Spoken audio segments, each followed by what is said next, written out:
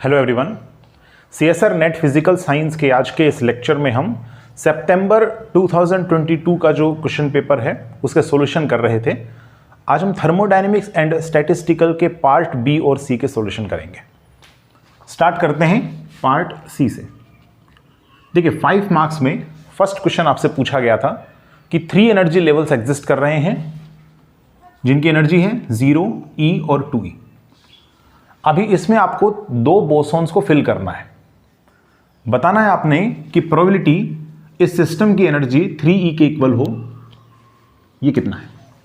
Probability of occupying the energy of the system equals to 3E, ये आपने यहां से फाइंड आउट करना है if 2 bosons are filled in these energy levels. देखिए बोसॉन्स पोली एक्सक्लूजन प्रिंसिपल को obey नहीं करते हैं और ये आइडेंटिकल है। तो जो फिल हम करेंगे यहाँ पे, तो टोटल जो कॉम्बिनेशन बनने वाले हैं वो हम देख लेते हैं। सबसे पहले हो सकता है दोनों बोसॉन्स इस एनर्जी लेवल में एग्जिस्ट कर रहे हों, यहाँ पर एक भी बोसॉन ना हो। ऐसा भी हो सकता है दोनों बोसॉन्स यहाँ पर लाई कर रहे हों, या फिर एक केस ये भी बन सकता है। ठीक, अगर एक लेवल के अंदर 2 बोसॉन्स ऑक्युपाई करते हैं तो ये 3 केसेस हमारे पास बन सकते हैं। अगर एक लेवल में एक ही बोसॉन लाई करता है तो फिर क्या कॉम्बिनेशन बनेंगे, AA 0 0 AA and then we have A 0 A। So total 6 combination मेरे पास बन रहे हैं। और जो सिस्टम की टोटल एनर्जी आएगी वो कितनी होगी, आप यहां पर एक बार कैलकुलेट कर लीजिए। ठीक है, सिस्टम की टोटल एनर्जी कैपिटल E। ठीक है, देखो यहां पर 0 हो जाएगा, यहां पर 2E के इक्वल, यहां पर 4E के इक्वल। ठीक है ना, 2 bosons occupying energy 2E, so total energy कितना हो जाएगा 4E के इक्वल। यहां पर देखेंगे 0 plus E, next E plus 2E, और फिर इसके बाद है 0 प्लस 2E। ठीक है, तो ये टोटल एनर्जी आ रहा है सिस्टम का इन बोसॉन्स के लिए। ये तो हमारे पास डीजनरेसी हो गया, डीजनरेट है। ठीक है ना, डीजनरेसी कितनी है इसकी 2 के बराबर है। अब जो प्रोबेबिलिटी होगा, probability that the energy of the system equals to 3E is equal to E to the power minus का 3 बीटा E अपॉन में Z, which is partition function. And partition function Z is given as summation GI E to the power minus beta E। ठीक है, बस value put करना है। ये सब तो 1 फोल्ड, मतलब इनके तो नॉन डिजनरेट है, ये सब तो है ना, ये सब तो नॉन डिजनरेट है, बट ये 2 फोल्ड डिजनरेट है।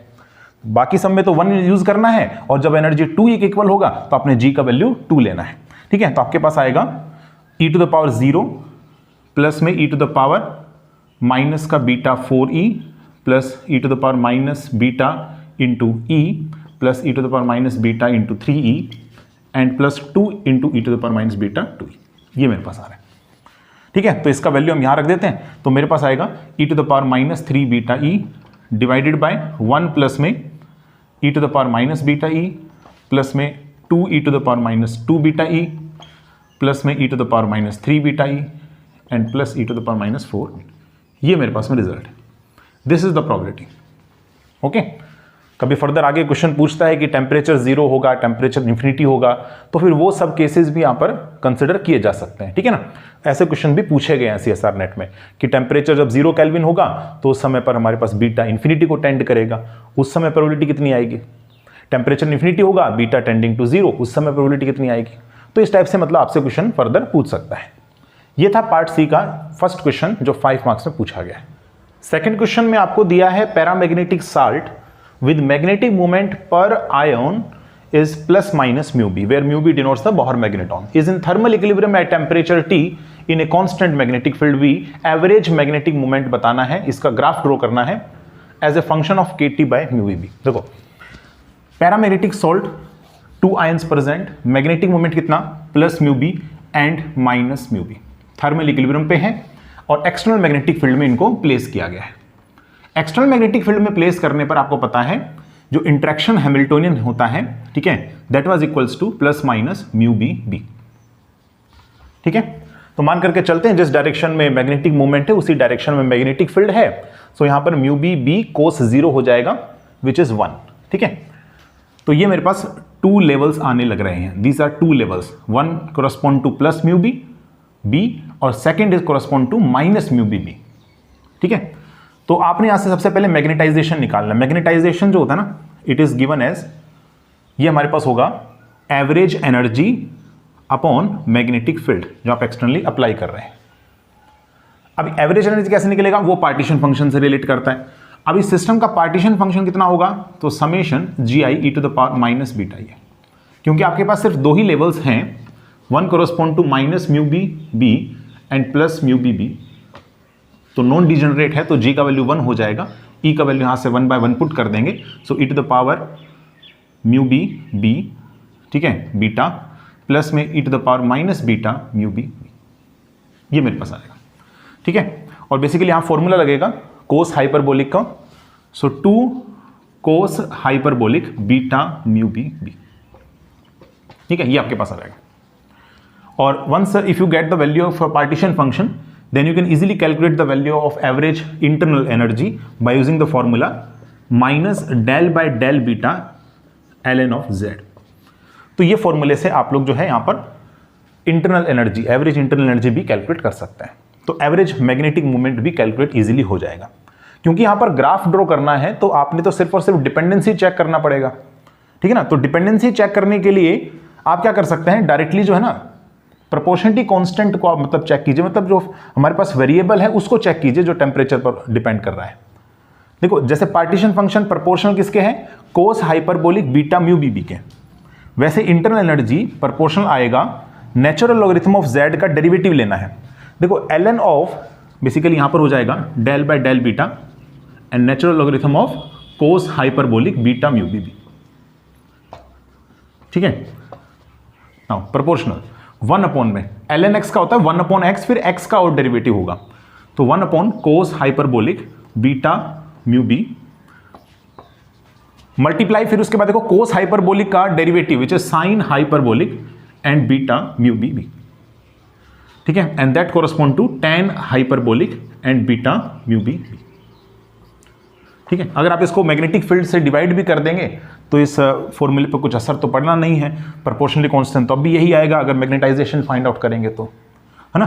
तो मैग्नेटाइजेशन हमारे पास आ चुका है, तो इसकी डिपेंडेंसी कुछ इस प्रकार से है, it is proportional to tan hyperbolic and mu B B upon K T, ठीक है। आपने जो ग्राफ ड्रॉ करना है वो magnetization versus K T upon mu B B का ग्राफ ड्रॉ करना है।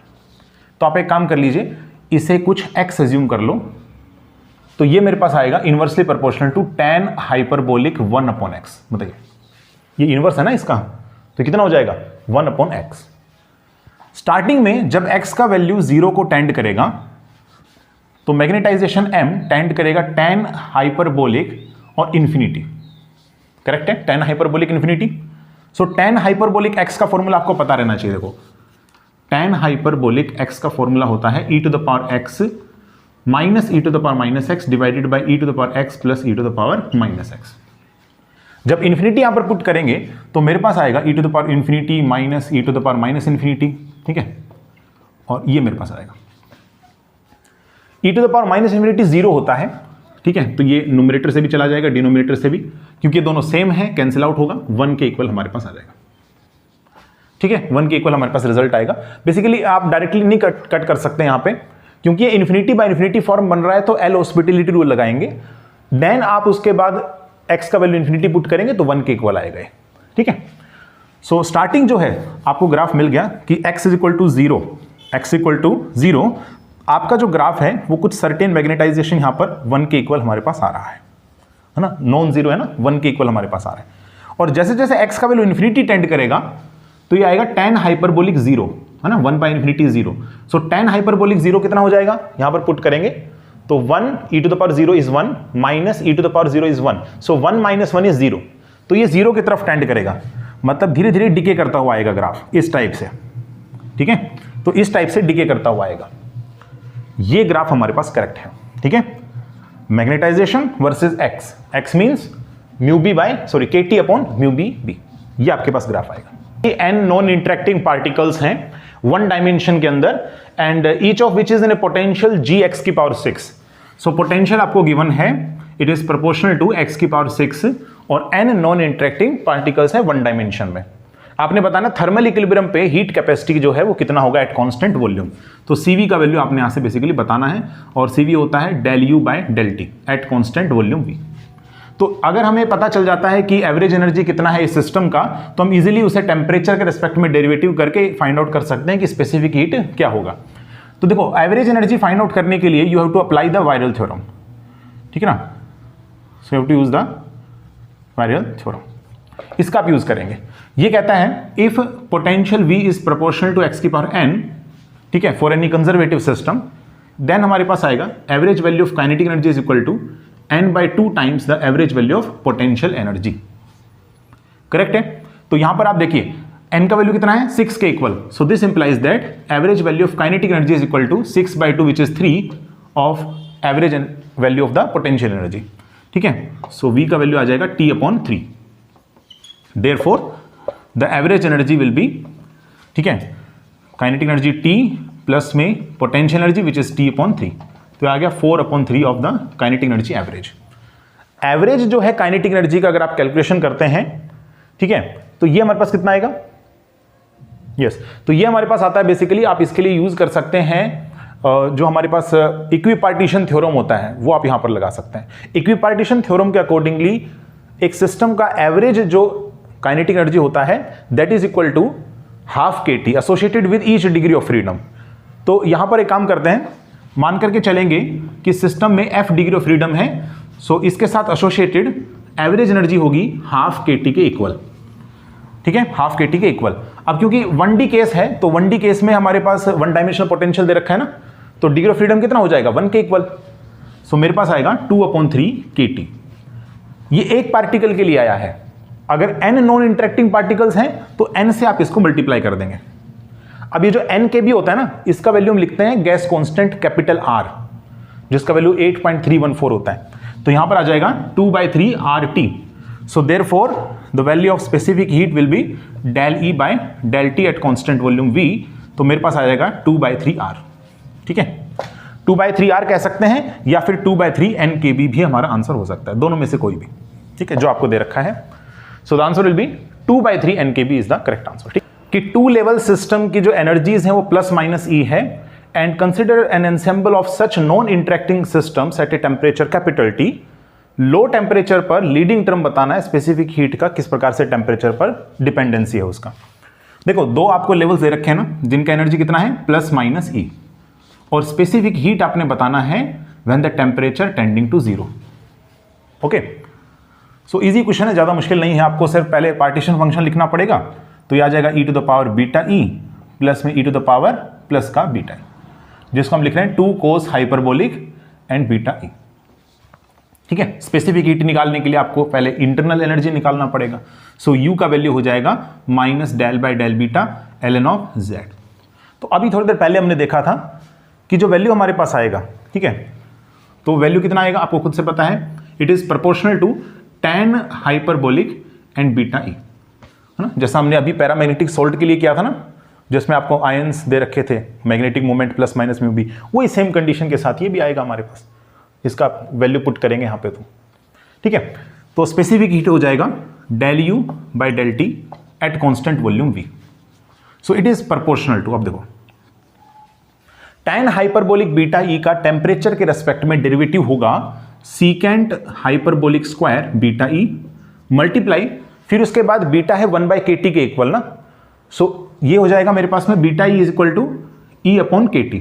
तो अब E/KT का फिर दोबारा से हमारे पास होगा, देखिए पहले क्या करते हैं, tan हाइपरबोलिक बीटा E का आपने डेरिवेटिव ले लिया, फिर बीटा E का डेरिवेटिव होगा, ठीक है, T के रेस्पेक्ट में, तो कितना हो जाएगा यहां से माइनस का E/KT², ठीक है।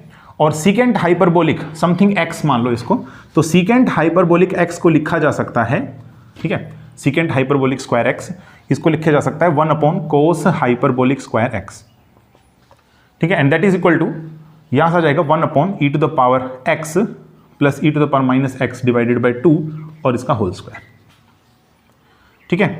तो ये आ जाएगा 4/e to the power x plus e to the power -x का होल स्क्वायर, करेक्ट है। सो यूजिंग दिस फैक्ट मैं कह सकता हूं कि जो स्पेसिफिक हीट है it is proportional to 1/t², ठीक है, और यहां से आ जाएगा e to the power beta E plus e to the power minus beta E इसका होल स्क्वायर। ओके, तो ये फाइनल आंसर है। डिपेंडेंसी मैंने अब बता दिया, यहां से कांस्टेंट टर्म्स जो है वो मैंने इस प्रोपोर्शन जो मैंने लिया है ना इसमें एब्जॉर्ब कर दिया। टेम्परेचर पर ये डिपेंडेंसी है इसकी स्पेसिफिक हीट की। अब इसमें भी पूछने लग रहा है कि जब टेम्परेचर 0 को टेंड करेगा तब लीडिंग टर्म क्या है। ठीक है, जब टेम्परेचर 0 को टेंड करेगा तो बीटा का वैल्यू मतलब इन्फिनिटी को टेंड करेगा, और बीटा अगर इन्फिनिटी होगा सो एक तो ये टर्म है first E to the power infinity, और एक दूसरी टर्म है E to the power minus infinity. तो ये तो अप्रोच करेगा इन्फिनिटी को और ये अप्रोच करेगा 0 को, मतलब आप इस टर्म को नेग्लेक्ट कर सकते हैं इसके मुकाबले। तो 0 हो गया वाला तो ये इन्फिनिटी बनेगा। तो इसका मीनिंग ये है कि अगर आप इसको यहाँ पर नेग्लेक्ट कर देंगे, so in the limit, now this implies that in the limit tending temperature tending to 0 it is proportional to 1/t² and E to the power, यहाँ से हो जाएगा E to the power beta E का whole square, so E to the power 2 beta E. This was the answer. ठीक है, so this was the answer.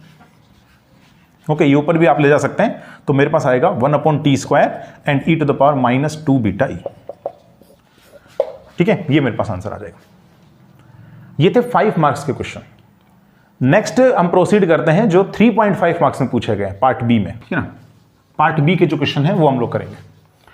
देखिए, इसमें first question कहने लग रहा है अगर average energy of A quantum harmonic oscillator किसी टेम्परेचर पर इस प्रकार से है तो टी को सेटिस्फाई क्या करना पड़ेगा ना, मतलब सेटिस्फाई क्या करेगा, इक्वेशन के फॉर्मेट में आपको दे रखा है। हार्मोनिक ऑस्किलेटर के केस में average energy at any temperature T is equal to दे रखा है twice of the average internal energy as temperature tending to 0। ये कंडीशन फुलफिल जो है ना कर जाए, इसके लिए टेम्परेचर का क्या वैल्यू होना चाहिए ये आपसे पूछा गया है। ठीक है, इक्वेशन के फॉर्मेट में दे रखा है आपको। देखो यहां पर जो है ना क्वांटम हार्मोनिक ऑस्किलेटर के लिए partition function, internal energy, specific heat, उनके ग्राफ्स, ये सब मैंने करवाया हुआ है। वो लेक्चर मैं आपको यहां डिस्क्रिप्शन बॉक्स में प्रोवाइड कर दूंगा, आप वो देख सकते हैं जाकर के। ठीक है, तो वो लेक्चर बहुत ज़्यादा इंपॉर्टेंट है, आप एक बार ज़रूर उसको देख लेना। मैं फाइनल रिजल्ट आपको बता देता हूँ। ठीक है, वैसे तो आपको वैल्यूज़ याद रहनी चाहिए। ठीक है, देखो z जो होता है ना पार्टीशन फंक्शन, उसमें आता है sine hyperbolic beta h cut omega by 2। जो एवरेज एनर्जी होती है ना, इसमें हमारे पास आएगा relation h cut omega upon 2। ठीक है, and then we have cot hyperbolic beta h cut omega by 2। ये हमारे पास वैल्यू आती है। ठीक है, स्टैंडर्ड है ना, क्वांटम हार्मोनिक ऑस्किलेटर स्टैंडर्ड है, तो वैल्यूज आपको याद रहनी चाहिए ना। पार्टीशन फंक्शन है, इंटरनल एनर्जी है, इसके अलावा स्पेसिफिक हीट है और फ्री एनर्जी, इसका वैल्यूज आपको याद रहना चाहिए। ठीक है, बस कुछ नहीं करना। ये एवरेज एनर्जी अगर हमारे पास फॉर्मूला है तो आप ये कंडीशन इंपोज कर देंगे एट एनी टेम्परेचर टी, तो आपने लिख रखा है ये चीज, है ना। So h cut omega by 2 cot hyperbolic and h cut omega upon में 2 kT is equal to twice of. अब जैसे टेम्परेचर 0 को टेंड करेगा तो बीटा इन्फिनिटी को टेंड करेगा, तो ये मेरे पास बन जाएगा कोट हाइपरबोलिक इन्फिनिटी। और कोट हाइपरबोलिक का फॉर्मूला होता है cot hyperbolic x e to the power x plus e to the power minus x। ठीक है, ये मेरे पास फॉर्मूला है।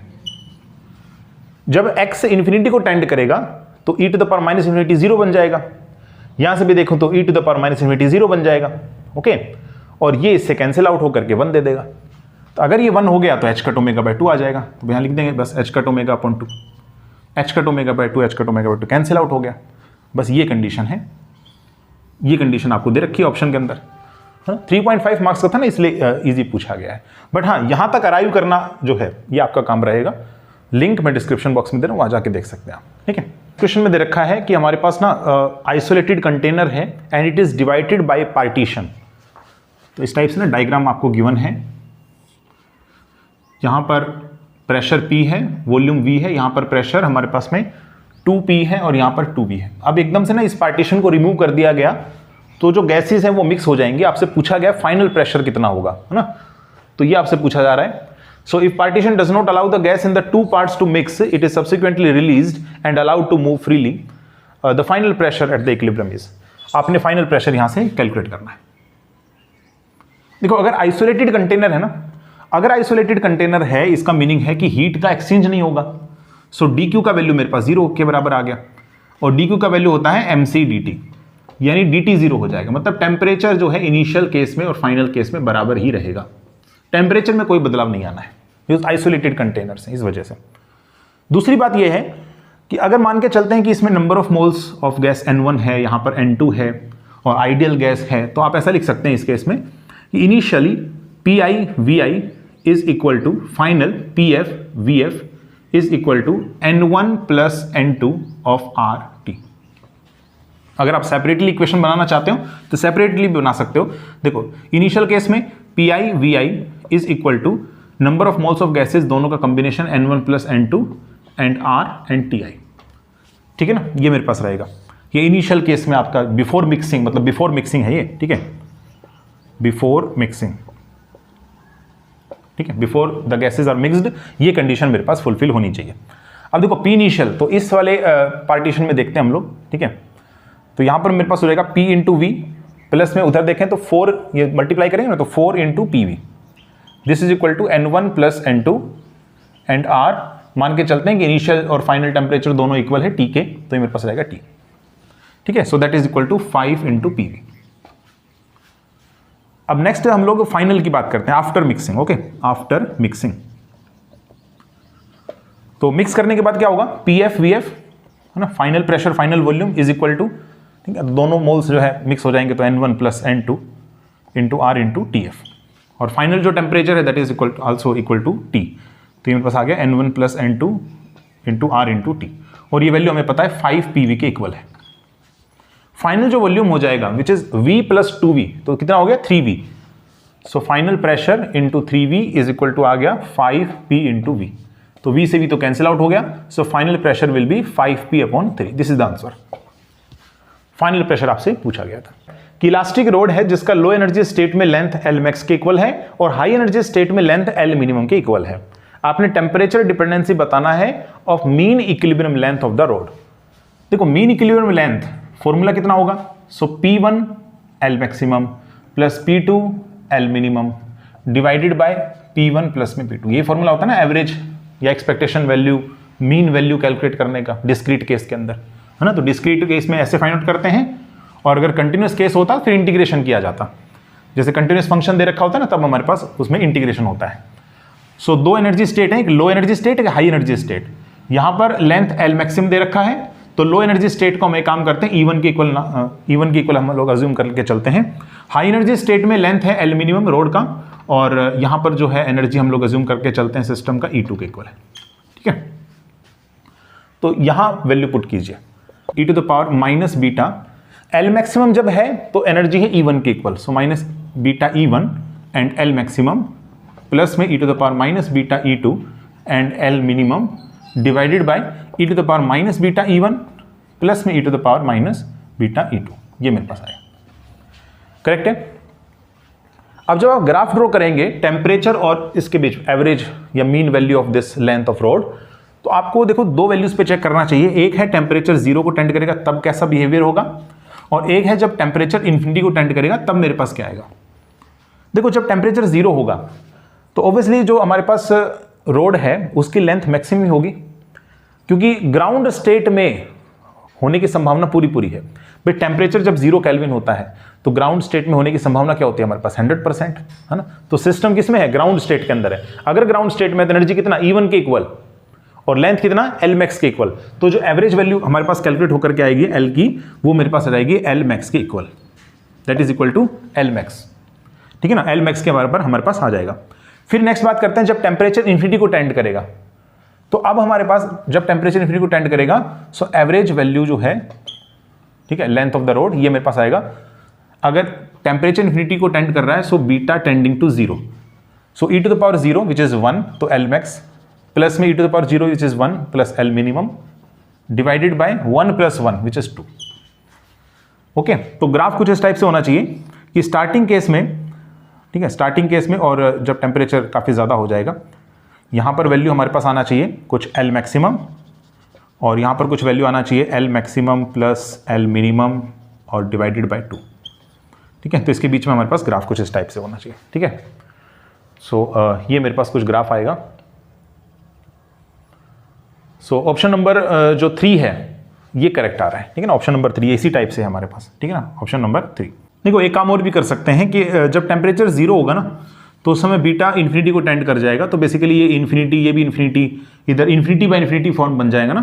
तो अब अगर आप वैल्यू कैलकुलेट करना चाहते हैं तो आप एक काम ये कर सकते हैं कि e to the power minus beta E1 को आप कॉमन ले लीजिए, ये काम किया जा सकता है। ठीक है, तो एक बार देखो इस टाइप से भी आप लोग इस चीज को थोड़ा सा देख सकते हैं। e to the power minus beta E1 मैंने कॉमन ले लिया तो मेरे पास आएगा L मैक्सिमम प्लस में, फिर इसके बाद है L minimum and e to the power minus beta and then इसके बाद हमारे पास आ जाएगा यहाँ पे E2 माइनस E1। करेक्ट है, E1 माइनस E2 तो होना नहीं चाहिए। ठीक है, यहाँ पे E2 minus E1 this is positive number ना। ठीक है, डिवाइडेड बाय यहाँ से आएगा e to the power minus beta E1 and then we have 1 plus e to the power minus beta and E2 minus E1।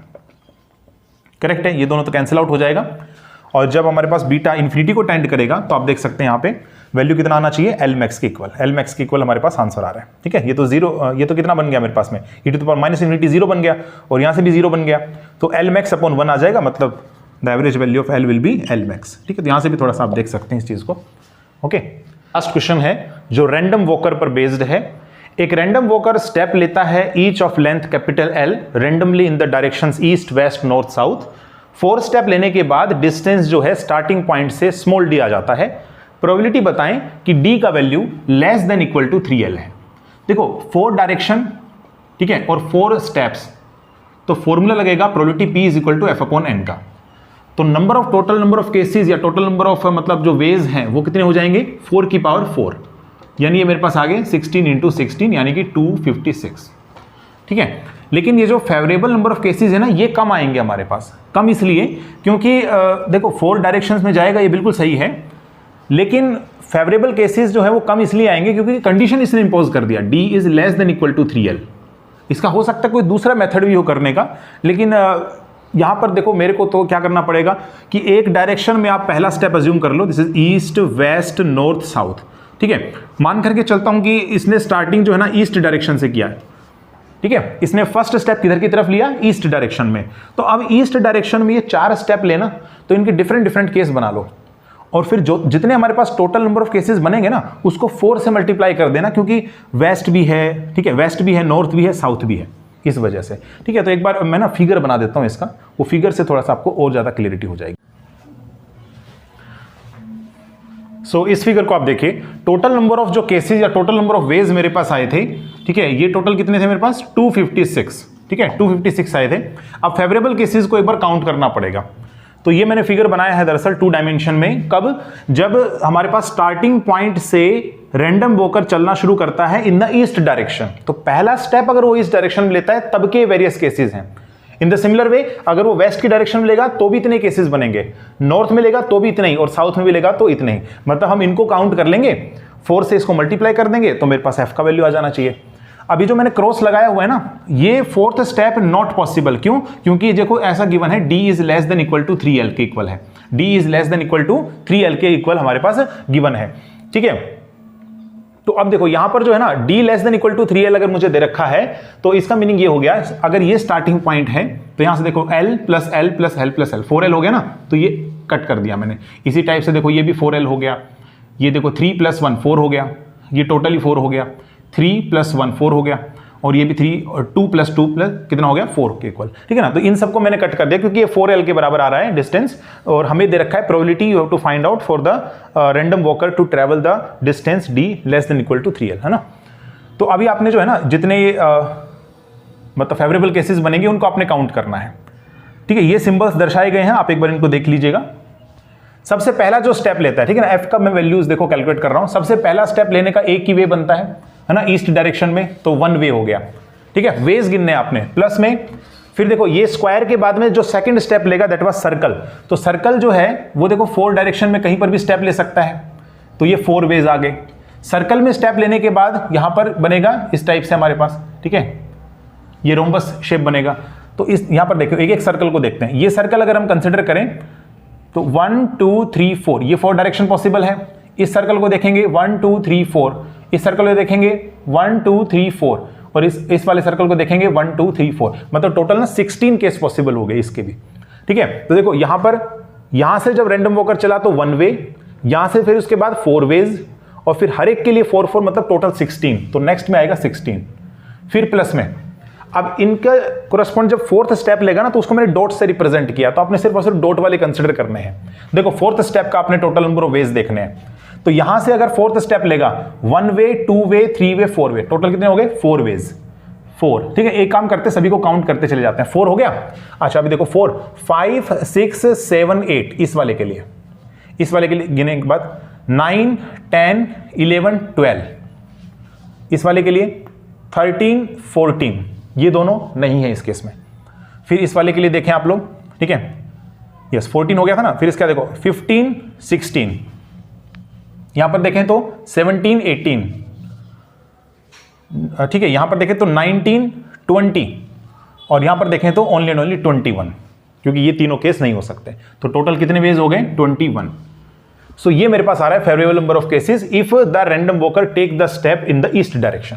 अब west north south के लिए आप क्या करेंगे, इसको जस्ट 4 से मल्टीप्लाई कर देना, क्योंकि उसमें भी तो ऐसा ही डायग्राम बनेगा ना, उसमें भी डायग्राम इसी प्रकार से बनेगा। तो मैंने 4 से इसको मल्टीप्लाई कर दिया। अब देखो टोटल ना गिनने पर मेरे पास आ रहा है टोटल 42, तो 42 इंटू 4, सो प्रोबेबिलिटी मेरे पास आ जाएगा 42 इंटू 4 अपॉन में 256, तो इसे कैंसिल आउट हो जाएगा 64 पर। So the answer will be 42 upon 64, 42 upon 64, but the answer is given according to CSR is 55 upon 64। ठीक है, आप एक बार खुद से ट्राई कीजिएगा, अगर आपका बनता है क्वेश्चन आप जरूर एक बार कमेंट सेक्शन में बताइएगा ताकि और स्टूडेंट्स की हेल्प हो सके। ओके, तो ये थे हमारे पास थर्मोडायनेमिक्स एंड स्टैटिस्टिकल फिजिक्स से बेस्ड क्वेश्चन। होप आपको अच्छे समझ में आ गए होंगे। नेक्स्ट लेक्चर में फर्दर एक दूसरे सब्जेक्ट के हम लोग जो है PYQs करेंगे ऑफ सितंबर 2022 एग्जाम। अगर आपको आज का लेक्चर अच्छा लगा तो आप इसे लाइक कीजिए, कमेंट कीजिए, शेयर कीजिए और चैनल को सब्सक्राइब करना ना भूलें। मिलते हैं नेक्स्ट लेक्चर में। Thank you.